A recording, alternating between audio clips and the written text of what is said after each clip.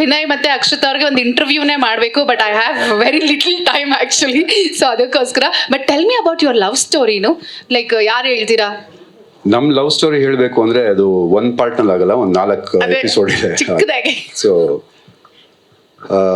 ನಮ್ದು ತುಂಬಾ ಚಿಕ್ಕ ವಯಸ್ಸಿಂದ ಒಂದು ಲವ್ ಸ್ಟೋರಿ ಅಂದ್ರೆ it is more like friendship. Okay. Madam ಮತ್ತೆ ಸರ್ ಹೇಳ್ದಂಗೆ it is more of mutual respect and that independence that you give in love is what you carry throughout the life. ನಾನು ಒಂದು 10-12 ವರ್ಷ, ಇವಳಿಗೊಂದು 8 ವರ್ಷ ಇತ್ತು, ನಮ್ಮ ಅತ್ತೆ ಮಗಳೇ. ಸೊ ಅವಾಗ್ಲಿಂದ ಇದೊಂದು ಲವ್ ಅಂಡ್ ರೆಸ್ಪೆಕ್ಟ್ ಸ್ಟಾರ್ಟ್ ಆಗಿದ್ದು. So it's still going on. We have been married for 17 years now.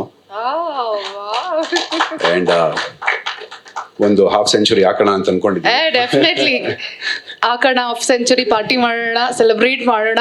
So Akshata, ನೀವ್ ಹೇಳಿ, when did you thought like okay is my life partner ಅಂತ?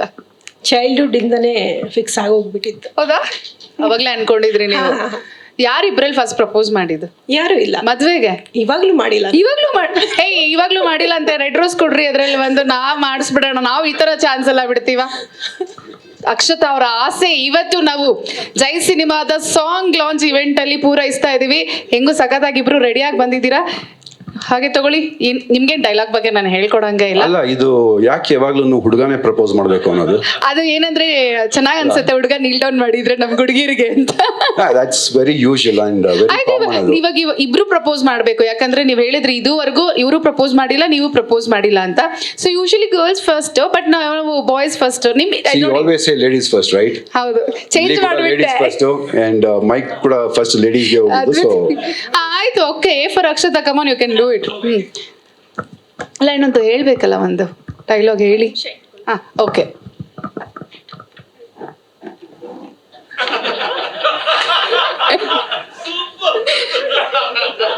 ಮೇಡಮ್ ಹೇಳದ್ಮೇಲೆ ಆಯ್ತು ಮಾಡಿ. ಪ್ರಪೋಸ್ ಅವರೇ ಮಾಡ್ತಾ ಇದಾರೆ, ನೀಲ್ ಡೌನ್ ಅಷ್ಟೇ ನೀವು ಮಾಡ್ತಿರೋದು.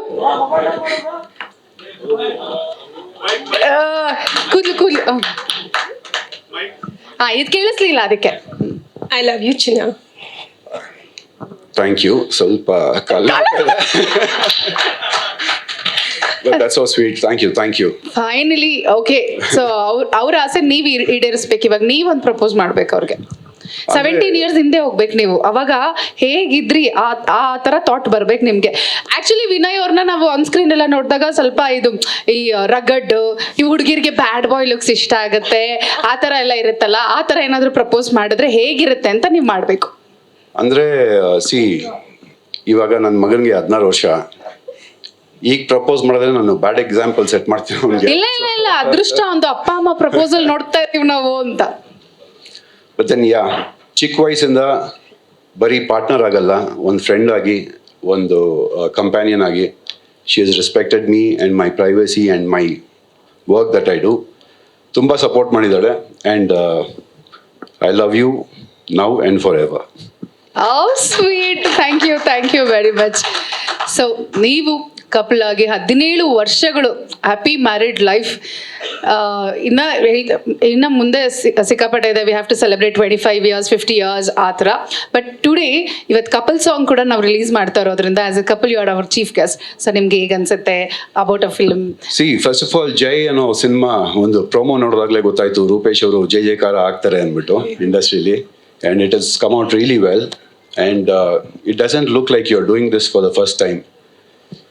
ನೋಡಿ, ನಾನು ಮೀಟ್ ಮಾಡ್ತಿರೋದೇ ಇವತ್ತು. ಬಟ್ ದೆನ್ ಬಿಗ್ ಬಾಸ್ ಅಂತ ಬಂದಾಗ we all become a family. So we stand for each other. And ಈ ಪ್ರೊಮೋ ನೋಡಿದಾಗ I really wish man it's gonna be a super duper hit. All the best. And I guess ಹಾಡ್ ಕೂಡ ಅಷ್ಟೇ ಚೆನ್ನಾಗಿರುತ್ತೆ ಅಂತ I am just expecting to see that. Definitely in a short while ಅಲ್ಲಿ. Thank you very much. Thank you. Still then All the please be best. seated. Thank you.